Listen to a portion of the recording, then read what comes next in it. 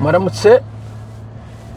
ndashaka kuvuga ku makomenti amwe mpora mbona iyo mvuze ko umuntu akora kuja kurima cyangwa gucuruza atari vyiza cyane. Comment imwe nibaza abantu bavuga ngo umwe yavuze ngo mu Bushinwa ngo abantu bakora cyane 24 sur 24 ngo nico cabateje imbere. Bo mu vy'ukuri ego nivyo mu bigo vyinshi usanga hari ibintu bikora amasaha 28. Naje narakoze muri factory muri usine yakora amasaha 28. Vuga ntibari umuntu bakora amasaha 28 bien sûr. Usanga bakora ikintu cy'ama shift. Kumbura amasaha 28 bakayagaburamwo ama shift atatu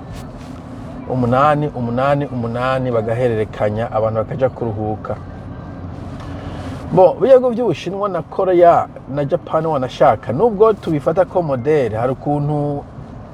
usanga bakora cyane bakiruhisha, hari n'abantu bagwa ku kazi, hari n'abantu biyahura, ntabwo ari nécessairement un modèle à suivre.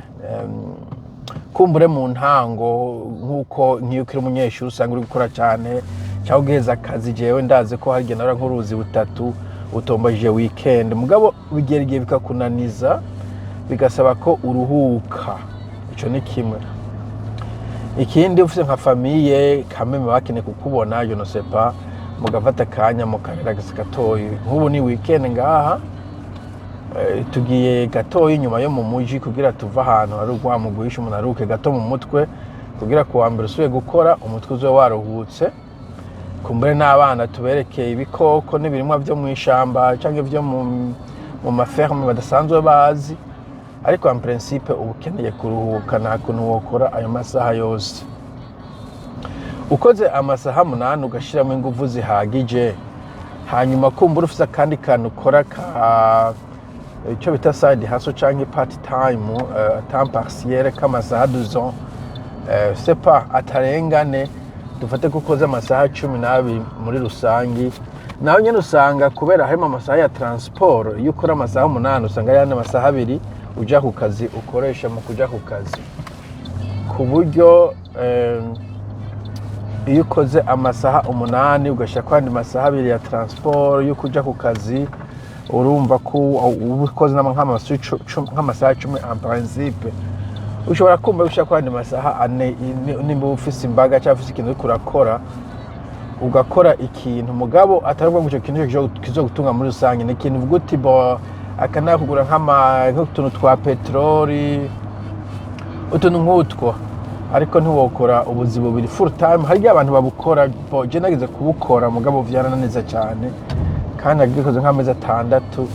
naciye mbeninga out, byasabye ko fata ayandi mezi ukwezi nime buri akazi kose ndahagarika ndagenda hanze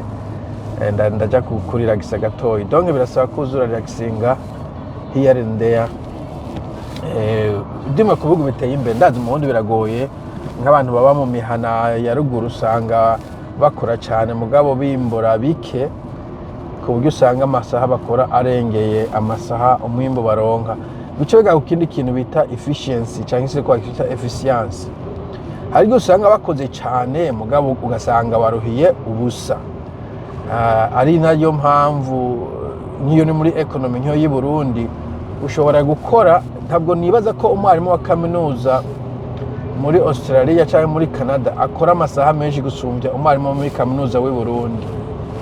Mugasanga umwarimu muri kaminuza w'u Burundi kumbure biramugora ko yogura nk'imodoka, mugabo umwarimu muri Australia muri kaminuza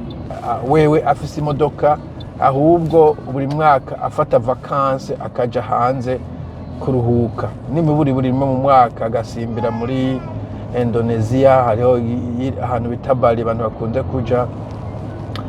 cya kindi gihugu hari ibigo vyegereye Australia vyinshi muri Asia bizimbutse abanya Australia baja kuruhukiramo. Donc javuga ko hari igihe usanga bakoze cyane mugabo umusaruro ukaba muke, ku buryo usanga n'ubundi waruhiye ubusa. Abantu waruhiye ubusa imicyongeye ko ubwo n'ubundi ntukira ubwo muri hahandi ubwo mukora amasaha 8 amasaha 40 nangahe mugabo gukira bikananirana. Ni naguhakara ko muri mu Kirundi kubera rimisha isuka akabusha uburyo rudimentaire afata isaha tugano twaja kuvoma amazi ku mutwe n'arazi ku mutwe amazi wikorera ni nk'amazi makeyi cyane ugasanga ugiye ku mugezi canke ku mwonga canke ku ivomo twanditse amazina menshi inshuro 4-5 ku munsi mugabo umuntu afite amazi mu nzu urumva ayo matripe yo kuja ku mwonga nizo nguvu yakoresheje yari kuzokoresha ikindi kana amazi yazanye we mwibomba wari kuyugurura ibomba iminota mikeyi ukabara yaronse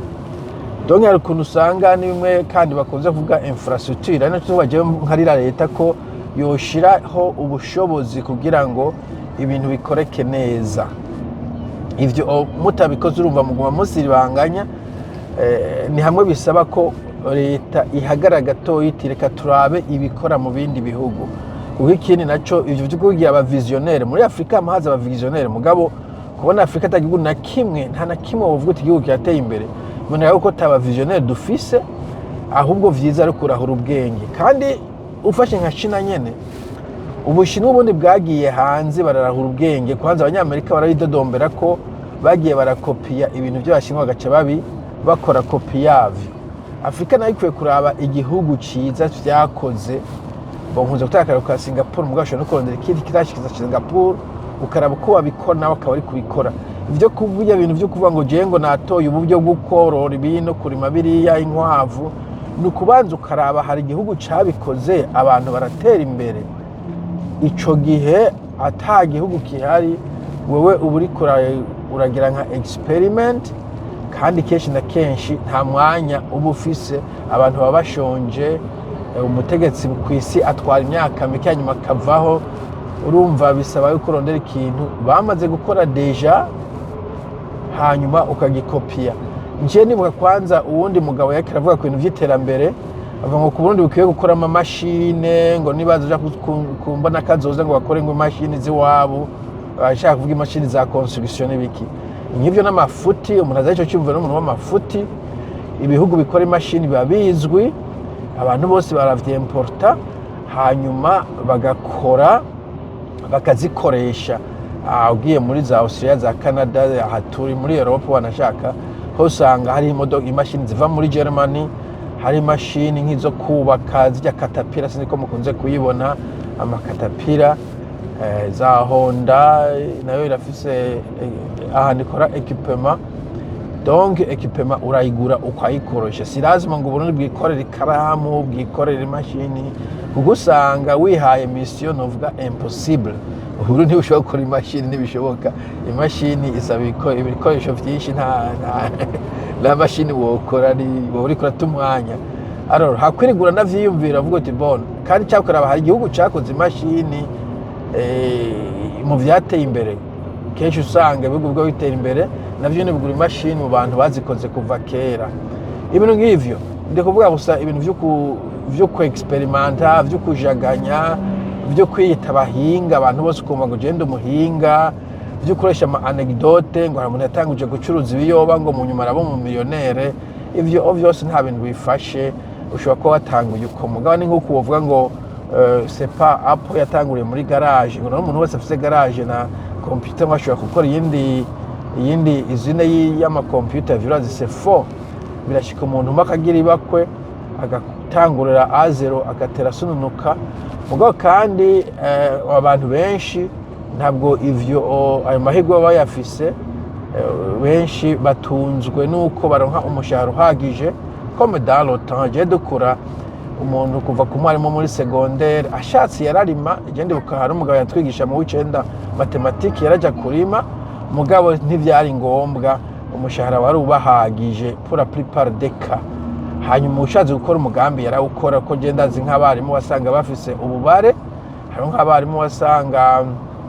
ego barima nk'uwo navuze hari abarimu wasanga bafise imodoka sandutu uwo muntu yayikuye ahandi ahantu mu bindi bintu akora mugabo siyo lazima ngo umuntu kugira ngo aronke umushahara umutunga ku kwezi bimusabye ko akora ubwarimu no kurima ico gihe igihugu kiba kiri economy bimeze nabi voilà nico nashaka kuvuga mugira imana tuzosubira